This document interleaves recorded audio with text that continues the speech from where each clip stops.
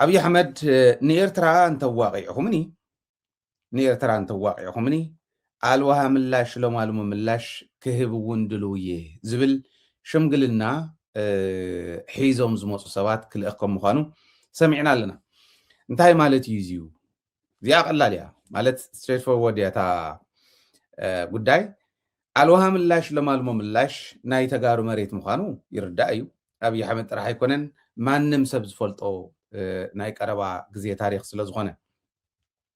ስለዚ ንኤርትራ ጥራሕ ኣዋርሩኒ ንኤርትራ ጥራሕ ኣዋቕዑኒ ዓሰብ ጥራሕ ክረክብ ሓግዙን እምበር ተጋሩ ዝደለኹሞ እኮ ክገብር ይኽእል እየ ኣነ ምዕራብ ትግራይ መሓዝ ጥራሕ ኣይኮነን ኣይ መሓዝ ኣድሊና ኣይኮነን ሰሜን ምዕራብ መሓዝ ኣድሊና ኣይኮነን እቲ ሕዚ ዝኒሄ ግደፍዎ እሞ ኣልዋሃ ምላሽ ለማልሞ ምላሽ ዝበሃል ሕቶኹም እውን ከረጋግፅ ክእል እየ ኢልኩም ንገሩለይ ዝበሃል ሽማግለታት ኣብ ቀረባ ናብ ትግራይ ከም ዝኸዱ ብርግፅ ኣብ ቀረባ ናብ ትግራይ ንሳቶም ክኸዲኦም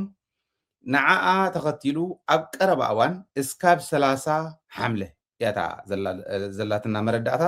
እስካብ ሓምለ 30 እንድሕር ዘይኮይኑ እዚዩ ኩናት ክጅምር ምዃኑ መረዳእታ ኣለና ናፍቱ ድሕሪ ሓምለ 30 ክጅምሮ እየ ዝበሎ ምድላዋት ዝገብረሉ ዘሎ የማነ ፀጋም ዝጓየሉ ዘሎ ቅድሚ ምእታውና እቲ ሕዚ ዝበልክዋ ኣልዋሃ ምላሽ ለማልሞ ምላሽ ናይ ትግራይ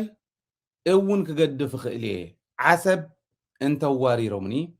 ንኤርትራ እንተዋሪሮምኒ ዝብል ሕቶ እዚኣ ሒዞም ንትግራይ ዝኸዱ ኣብዚ ሰሙን እዚዩ ለሙሶኒ እዩ ካብ ሶኒ እስካብ ዓርበብ ዘሎ ብርግፀኝነት ናብ ትግራይ ክኸዱ እዮም ብርግፀኝነት ናብ ትግራይ ክኸዱ እዮም ሕዚ እቲ ሒዞሞ ዝኸዱ ከምቲ ዝበልክዎ أبي أحمد كوم عرب تقرأي كحزلكم دليل كونن نسدلو يو ندوم كالي تعرفوا ألوها ملاش لمالو ملاش قد فلموني ولكم الله أزيوني ولا الله سلازي أزيو من منتهي زي تقبروا وزبل حتى حيزمي مكخر كلت ترجم الله ويلكم إيه أتحدى ترجم لك عمتو أما جمر يا زجورة نيرترا حيسكا نيرترا نمحران حيسكا تقراي تبلع دحر نتسترفه تقراوي حيسكا نمحراون حيسكا نمحرا دليت ناي بحر دليت سلازلو عصب سلازولو نعصب محداق عصب نمنطال ايرترا نمورار امحران اتسترفه تقراوين حيسكا تورر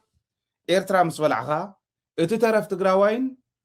اتترف ايرتراون حيسكا عن امحرا تبلع سلستيوم زيوم أمحران تقراين إيرتران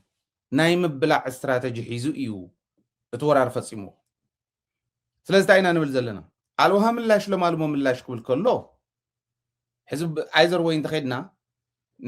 إيرتران توريرنا أمحران تقراين حيزو إيرتران توريرو حزي already أمونغو تقراين إيرتران تجمير زلو صمدو كفرس خقور إيمالتي ስለዚ ታናይ መጀመርያ ዝፈረሰቶ ብጅግንነት ብቅልጽም ተጋሩ ዝፈረሰቶ ዕላማ ትፈርሰላ ማለት እዩ ሳትፈርሰላ ኦሬዲ ዓሰብ ከምልስ ይንሱ ኮረር እዩ ዓሰብ ኮረር እዩ ዓሰብ ናብ ኢትዮጵያ ምስእተወ ተረፈ ኤርትራውን እቲ ዝተረፈ ትግራዋይን ሓቢሩ ክነብር ብዘይኽእል መንገዲ ክልተ ግዜ ይዳመሎ ሓደ ኤርትራ ዝወረረቶ ካልኣይ ከዓ ትግራይ ዝወረረቶ ተባሂሉ እንድሕር ከይዳ ማለት ስለዚ ሓቢሩ ዘይናበር ክገብሮ እዩ እቲ ውሕዱ እውን ሓቢሩ ክናበር ይኽእል ናይ ኣብይ ኣሕመድ ሪሞት ኮንትሮል ኣዲስ ኣበባ ኮይና እንዳሽከርከረቶ ዝነብር ትግራዋይን ኤርትራውን ይኹን ኣልዋሃ ምላሽ ለማልሞ ምላሽ ኢሉ ከልዕል ከሎ ሕዚ ክገብሮ ስለ ዝደለየ ይኮነን ኣብይ ኣሕመድ ብዝኣዘዘልካ ትረክብ ኣብይ ኣሕመድ ብዝኣዘዘልካ ትሕድግ እንድሕር ኮይኑ ተስእኖ እንድሕር ኮይኑ لك أخوم تنايم عرب تقرأي مالك كيو حق من قصص ولا خالي أبي أحمد ولا خالي أوزينا نينا حزي أبي أحمد مع عرب تقرأي أنت قاري ملكتكم من يلو سلمت أنت قاري ملكتكم من يلو حد يقو سراوي تقوم يطل له الوهم اللاش بلكا لما لهم اللاش بلكا صباحا نقول حد يقو سراوي تقوم يطل له اتزو حدا تقرأي إن داو حدا زغدا تقرأي قدم حزون مليون قلن زتفه حزون كم عن إيرترا خورر كم خطفء مغنياتو إيرترا خطورر كلا ولا تسعر بزي قدس إيرترا እትድብድቦ ናይ ትግራይ መሬት እዩ እትድብድቦ ናይ ትግራይ ህዝቢ እትድብድቦ ናይ ትግራይ ከተማ እዩ ትግራይ ዓውደ ኮይናት እንተገይርዋ ከምቲ ሕሉፍ ዝሰኣናሉ እንደገና ክንስእን ኢና አልዋሃ ምላሽ ለማልሞ ምላሽ ተዋሂዱ እቲ ዜና ባዕሉ ክንገር ከሎ እውን ኣምሓራን ትግራይን ይቆላለፍ ኣሎ ማለት እዩ ኦኬ በቃ ክባላዕ እዩ ማለት እዩ አልዋሃ ምላሽ ለማልሞ ምላሽ ዘይናህና ስለ ዝኾነ ይኮነን አልዋሃ ምላሽ ለማልሞ ምላሽ መሬት ትግራይ ምዃኑ ናይቲ ማሊ ታሪክ ምዃኑ ናይ ኣምሓራ ህዝቢ ይፈልጦ እዩ ናይ ትግራይ ህዝቢ ይፈልጦ እዩ ናይ ኢትዮጵያ ህዝቢ ብጠቕላላ ይፈልጦ እዩ ትግራይ ከመይ ከም ዝነበረት ብደንብ ገይሩ ይፈልጣ እዩ ነገር ግን ሕዚ እቲ ኩነታት ሓዊ ስለ ዝኾነ ኢትዮጵያ እናተባርዐት ብዘለትሉ እዋን እዚ ምልዓል ኦልሬዲ ታተጀሚራ ዘላ ፅምዶ ኣብ መንጎ ትግራይን ኣምሓራን ተጀሚረን ዘለዋ ፎረማት በብኸባቢኡ ዝካየዳ ዘለዋ ፎረማት ይፈርሳ ስለዚ ኣብ እምብለይ እንተልካ ንኤርትራ ይወርር እንተልካ እንደገና ኣፈሙዝ ናይ ኣምሓራ ተጠቕሊልናው ይመጻኽ ኣለዋ እቲ ተንኮል ትመጀመርያ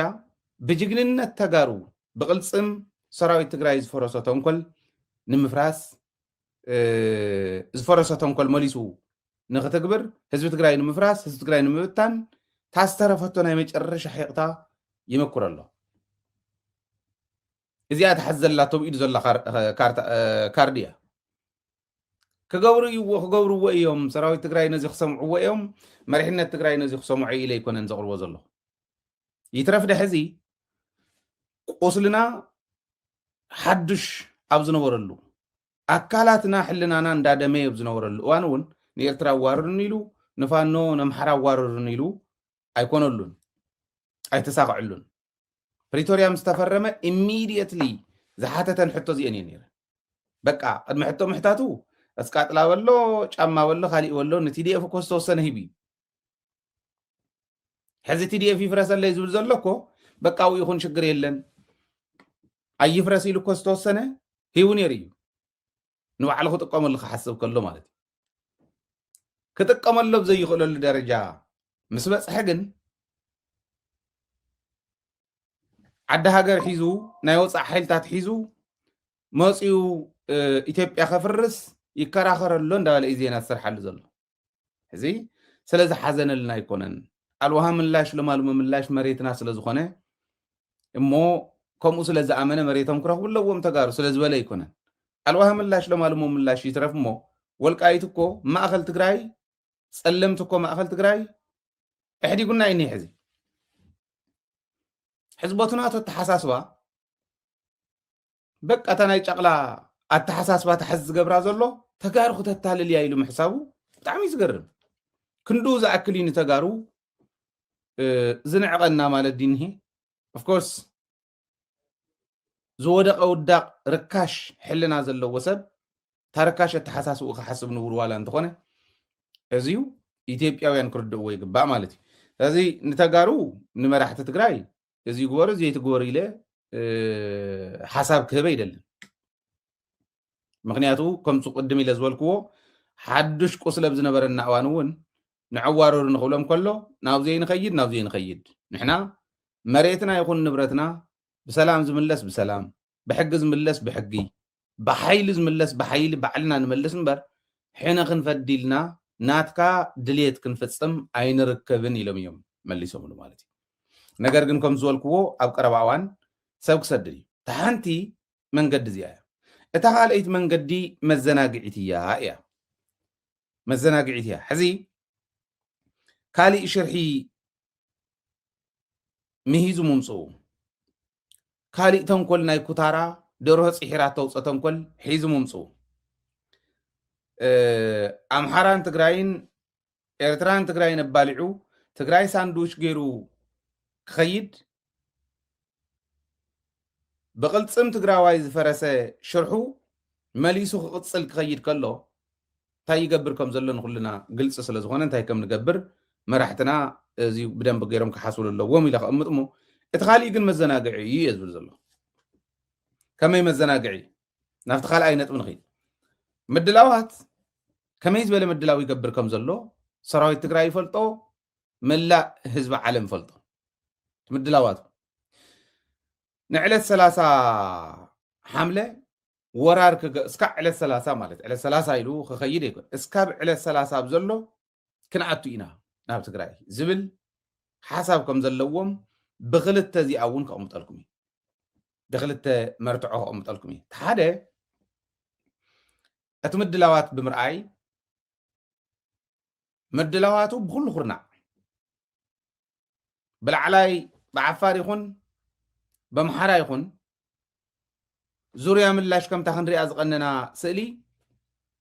ዝኒሄዎ ምድላዋት ከቢድ እዩ ሕዚ ከቢድ እቲ ምድላው ክብል ከለኹ ራዕዲ ንምፍጣር ኣይኮነን በቃታ ዘላቶ ናይ መጨረሻ ዓቕሙ ክጥቀም ይኸይድ ከም ዘሎ ንምርኣይ እዩ ሓደ ይኮነን ንሕና እውን ከምቲ ማለ ይኮንናን ከምቲ ማለ ይኮንኩን እንዲ ዝብል ንሕና እውን ከምቲ ማለ ይኮንናን ሰራዊትና ከምቲ ማለ 9,000 ኣይኮነን ከምቱ ናይ 2013 ኣፅዋርና ከምቲ ማሊ ናይ ዓለም ቴክኖሎጂ ዘይገምገም ኣይኮነን መሪሕነትና ከምቲ ማሊ ሕገ መንግስቲ ከድሕነና እዩ ብሄር ብሄረሰባት ከድሕኑና እዮም ከድሕኑና ንሳቶም እንተይኮነስ ኣትሊስት ኣይመፁን ንባዕሎም ክብሉ እዚኣ ይገብርዋን ብሄር ብሄረሰባት ዝብል ርዲኢት ሒዘ ኣይኮነን ዝኸድ ዘሎ ኦፍኮርስ መላፍንቲ ኣለውና ከምቱ ክብልዎ ዝቐነዩ መራሕቲ ትግራይ መላፍንቲ እኒአው መቃለስቲ ኣለውና ብሕታዊ ፀላኢና ኣብይ ኣሕመድ ዝብሉ መላፍንቲ ኣለውና ዙርያ ምላሽ ግን ናህና ምድላው ኣብ ውሽጢ ትግራይ ዝተመርኮሰ እዩ ኣብ ዓርሰ ምርኮሳ መስረተ ምድላው እዩ ዘለና ስለዚ እዚ ምድላው እዚዩ ከምቲ ማለ ኣይኮነን መራሕቲ ትግራይ መራሕቲ ሰራዊት ትግራይ ባዕሎም ቃል ብቃል ከም ዝበልዎ እውን እቲ ትማሊ ሒዝና የፀናሕና ሰራዊት ውሕድ ምዃኑ ምድላውና ትሑት ምንባሩ ረዲኢትና ከምቱ ዝመፀ ሓደጋ ዘይምንባሩ ተወቂስና ኢና ሽዑ እንተተወቀስና ኣይኮነን ኣበይ ነርና ንሕና ናይ 5 መዓልቲ ናይ 6 መዓልቲ ምድላው ገይሩ ዝኣተወ እውን ከሎ እንታይ ትብሉ ኣለኹም ኢልና ክንምልስ ንኽእል ነርና ኢና ሕዚ ግን ነገራት ነዳዓዕሰሉ ነገር የለን ክንውቀስ ንቡር እዩ ክንንቀፍ ንቡር እዩ ክንግምገም ንቡር እዩ ዘይተዳለና ተፀኒሕና ኢሎም ስለዚ ምድላውና ሓፈሻዊ ምድላውና ከምቲ ማለ ይኮነን ከምታ ንሱ ዝብላ ዘሎ ናይ ዓለም ቴክኖሎጂ ንኣብይ ኣሕመድ ጥራሕያ ተሰሪሓ ትበሃል ቴክኖሎጂ የላ እተሰርሐት ንኩልና እያ ተሰርሐት ክጥቀመላ ንዝኽእል ሕልና እያ እተሰርሐት ክጥቀመላ ንዝኽእል ሓይሊ እያ ኢትስ አንፎርቹኔት ንሕና እቲ ናይ ዓለም ቴክኖሎጂ ካሊእ ቴክኖሎጂ ኣብ ክንዲ ምጥቃም ብረት ንክንጥቀም ተተኳሲ ቡምባታትን ካሊእን ንክንጥቀም ምድራግና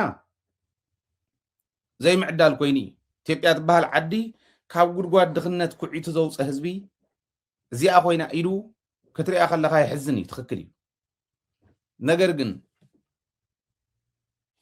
ተፈተወ ተፀልዐ ከይንጠፍእ እንተኮይንና ምድላውና እንታይ ክመስል ኣለዎ ዝብል ሓያል ውሳነ ኣብ ዘድልዮ ግዜ ከም ዘለና ፈሊጥና ናይ ዓለም ቴክኖሎጂ ኣብይ ኣሕመድ ክጥቀሞ ዝኽእል ኩሉ ኢትዮጵያ ናብ ዋጋን ዕዳጋን ሒዙ ከይዱ ኢትዮጵያ ሸይጡ ኣፅዋር ከምፅእ ዝኽእል ፀላኢ ስለ ዘለና ክንድኡ ዝኣክል ምድላው ክንገብር ናይ ግድን እዩ እዩ ሓደ ስለዚ እዩ ከምቲ ማለ ይኮንናን ኢሉ ዝመፅእ ዘሎ ከምቲ ማለ ይኮንናን ንሕና እዩ እቲ ምድላው ግን ንኣብነት ብሽኸት ከባቢ ኣብ ሽኸት ኣብቲ ኬላ ፌደራል ፖሊስ እዮም ዘሎ ኣብ ድሕሪኦም ግን መከላከያ እዩ ዘሎ ናብ በዓላ ገፅ ካብ ሽኸት ጀሚሩ እስካዕ ጨፍራ ዙርያ ናይ ትግራይ ቦርደር ጥራሕ እንተይኮነስ ናይ ኣምሓራ ቦርደር እውን ብላዕላይ ዓፋር ከም ዘለዎ ካብ ትግራይ ናብ ኣምሓራ እስካዕ ወሎ ኣብዚ ኣስፊርዎ ዝኒሄ ሰራዊት መዓት እዩ ግን በዝሐ ወሓደ ሓደ ከውዝ ዘይብሉ ህዝባዊ ዕላማ ህዝባዊ ምክንያት ዘይብሉ ሰራዊት ክስዕረ ይኽእልን ካልኣይ እቲ ንፈልጦ ሰራዊት እዩ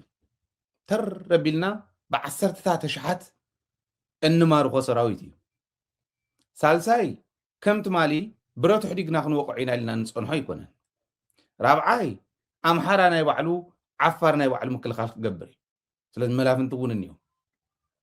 ሓምሻይ እቲ ሰራዊት ሕጂ ንሪኦ ኣለና ብፋኖ ብምልሻ ማሕራ ከመይ ይማረኽ ከም ዘሎ ኣብታ ሰሙን ዝሓለፈት ሰሙን ካብ ሰኒ እስካብ ዓርቢ 500 ሰራዊት ማሪኾም ደኢለኩም ትማሊ ናይ ትማሊ ኣይ ሆፕ ሪኢኹም ኢኹም ኢለ እየ ዝኣምን ናይ ትማሊ ሪኢኹም ኢኹም 500 ሰራዊት ማሪኽና ኢሎም ወሃብቲ ቃል ናይ ፋኖ ዝሓበሩና ቃል ብቃል ካብኣቶም ተቐበልኩ እየ ዝነግረኩም ዘሎ 500 ሰራዊት ኣብ ሰሙን ውሽጢ 5 መዓልቲ ውሽጢ ማለት ካብ ሰኒ እስካብ ዓርቢ ዝነበረ ጮቄ ዝበሃል እምባ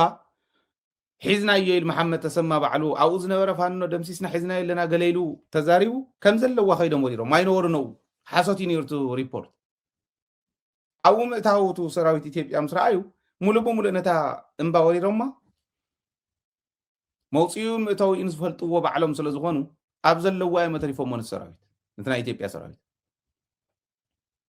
ስለዚ ንምልሻ ማሕራ ሓሊፉ ክመፅእ ዘይከኣል ሓይሊ እንተመፅኡ ናብ ቦርደር ትግራይ ኣትዩ ደይ እኒሄን ኣትዩ ባይዘወይ ኣብ ብዓፋር ወገን ጥራሕ የገሊፀልኩም እምበር ብሰቆጣ ኣትዩ ኣሎ ብሰቆጣ እውን ኣትዩ ኣሎ ሓድሽ ሓይሊ ይብለኩም ተብኡ ዝነበረ ብናይ ፃግብጂ ከባቢ በብርገለ ከባቢ እንዳኣተወ በል ዝብል ዝነበረ ምስ ናይ ኣገው ሓይሊ ዝዋጋእ ዝነበረ ምስ ናይ ትግራይ ሓይሊ ዝዋጋእ ዝነበረ ብላዕላይ ብከረሙ እውን ሕልፍ ኢልካ ንታሕታይ ናብዛታ ከባቢ ማለት እዩ ኣብዚ ዝነበረ ሓይሊ ጥራሕ ተይኮነ ነዚዩ ክንዱ ዝኸውን ሓይሊ ተወሲኹሉ በዝሒ ትርጉም የብሉ እዚ ክብል ከለኹም ዋዓታት ሰራዊት እንደይ ትዛረቦ ከይርዕድ ህዝቢ ገለ ይብሉ ህዝቢ ትግራይ ቆይቲ ህዝቢ ፀላእ ከዓ ፀላእ ኢና እዩ ሓንቲ ብደንቢ ኬርፉል ክንዳለወላ ዘለና እታ ናይ ኣየር ጉዳይ ኣየር ፈራሕ ኣብረራ ተባዕ ኣብረራ ብዘየግድስ ኣብ መሬት ትግራይ እስካዕ ዝወደቐታ ቁምቡላ ኣብ መሬት ትግራይ እስካዕ ዝወደቐታ ኬሚካል እውን ክጥቀም እዩ ኬሚካል እውን ሕሊፉ እንዲ ካብ ኣዘርባይጃን ገዚኡ እዩ ኣብ ኤርትራ ዝነበረ ፎስፎረስ እንተይተረፈ ወሲድዎ ከም ምዃኑ መረዳእታ ኣለኒ ኣነ ክጥቀም እየ ኢሉ ወሲድዎ እዩ ዋላ ንሱ ጥራሕ እንታይ እሞ እዩ እንተተባህለ ካብ ኣዘርባይጃን ሃይድሮጅን ሲያናይድን ፎስፎረስን ከም ዘምፀ ይፈልጥ እየ እዚ መረዳእታ ኣለና ሂብና ኢና ንዝምልከቶ እውን እዚ ጥንቃቐ የድልየ ብሱር ኣየር ትበሃል ናብ መሬት ትግራይ ከይተኣቱ ምድላውና ናይ ፀረ ኣየርን ፀረ ድሮንን ፀረ ሚሳይላትን ክኾን ክኽእል ኣሎ እዚኣ እንተኮይና ጎተት እንዳበለ ዝመፅእ ሰራዊትማ ይትረፍደ ንትግራይ ከጥቅዕ ጫሙኡ ከስክስ ጫማ ከልዕል ዘይኽእል ከምዘ ዝበለት ኣድጊ ከምዚ እንዳበለ ዝኸይድ ከስክስ ከልዕል ከምዚ ዝበለ ሰራዊት ሲለ ከዋርድ ደልየ ወይ ቃላት ከፅበቕ ደልየ ከይመስለኩም በቃ እቲ ሰራዊት ንሱ እዩ ዋርዓይዎም ዶ ጥራሕ እግሩ ተረቢሉ ፋኖ ዝወስዶ ዘሎ ብረት ስለ ዘለዎ ብቴሌግራም ኢና ለቂቕናልኩም ዘለና ረኣይዎ እስኪ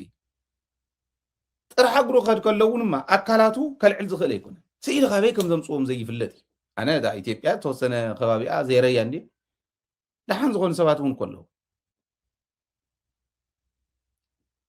ካበይ ከም ዘምፅዎም ዘይፍለጡ ኣካላቶም ክሽከሙ ዘይኽእሉ እንዳዝበሉ ዝኸዱ ሰባት እዮም ኣብኡ ዘለዉ እዚኣቶም ድዮም ምስ ሰራዊት ትግራይ ገጥሙ መን ከም ዝሕለፎም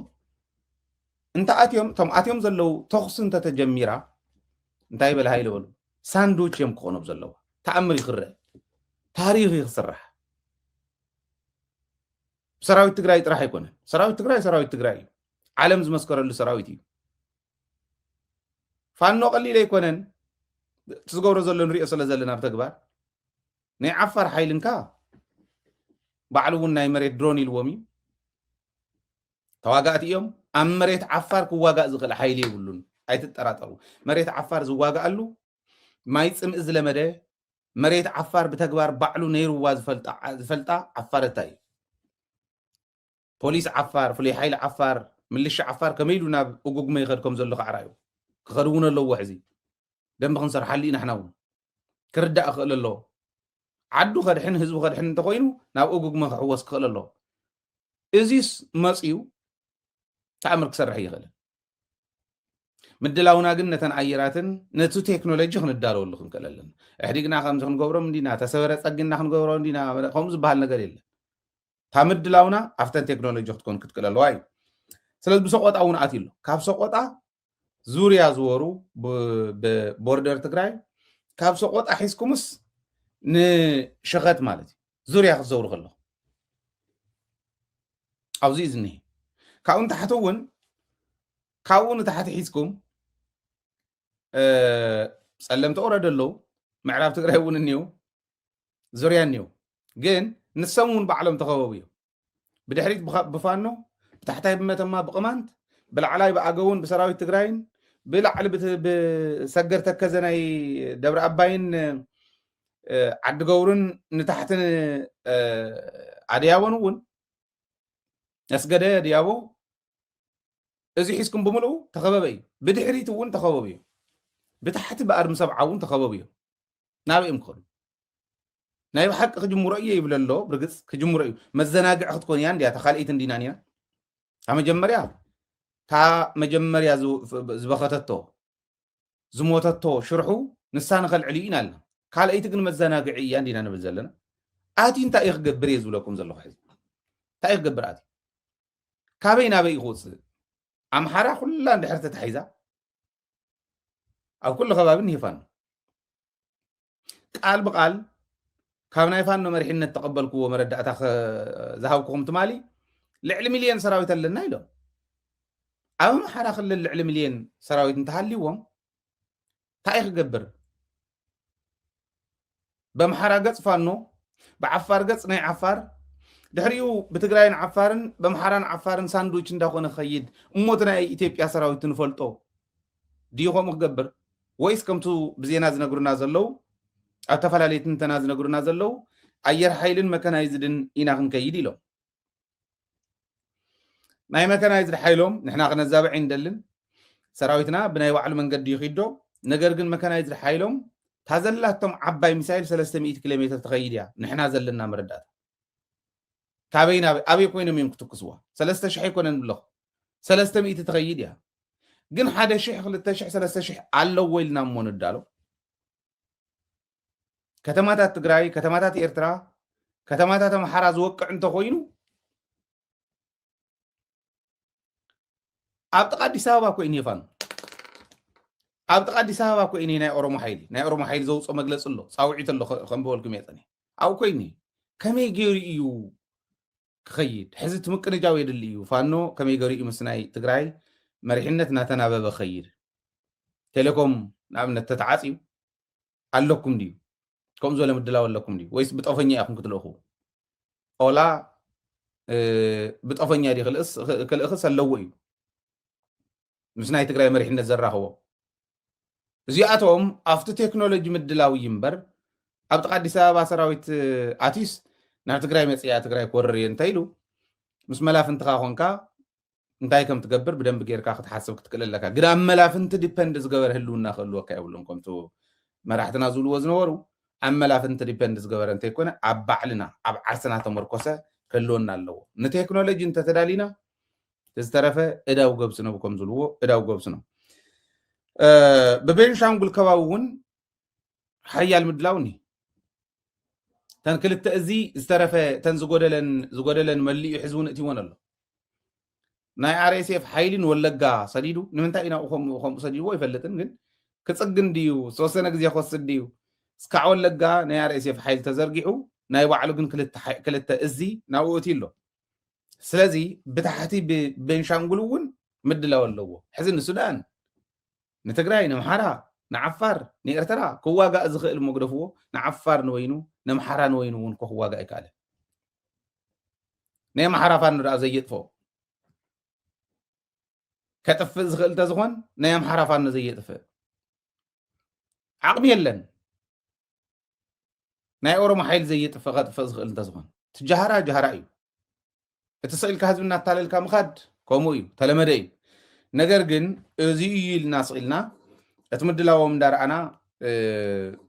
ምናልባሽ ናይ ባዕልና ምድላው ሊሚቴሽን ከይህልዎ ናይ ገደን ማለት መፈታሽ ወሳኒ እዩ ዝብል እምነት ኣለን ብፍላይ ኣብ ቴክኖሎጂ ከተማታት ከይወቅዕ ብሚሳይል ፀረ ሚሳይል ብኣየር ፀረ ኣየር ብድሮን ፀረ ድሮን ባዕለንተን ኣየራትን ድሮናትን እውን ክሰርሓ እንድየን ግን ፀረ ኣየርን ፀረ ድሮንን ፀረ ሚሳይልን ከመይ ገሪኡ ክሕዞ ዝኽእል ዝብል ንሰራዊት እዩ ዝምልከት ንዓና ኣይኮነን ግን ከም ትምድላው ኣብኡ ክኾን ከም ዝኽእል ግን ከም ሓደ ኣካል እቲ ኢሊት ማሕበረሰብ ይረኣየኒ ይርዳእኒ ካብ ወፃኢ ካሊእ ሓይሊ ከም ዘይብሉ እውን ስለ ንፈልጦ እቲ ታሪክ ዘንበበ እቲ ታሪክ ዝፈልጥ ካብዚ ወፃኢ ካሊእ ተኣምር ክፈጥር እዩ ዝብል እምነት ኣይህልዎን ዝብል እምነት ኣለኒ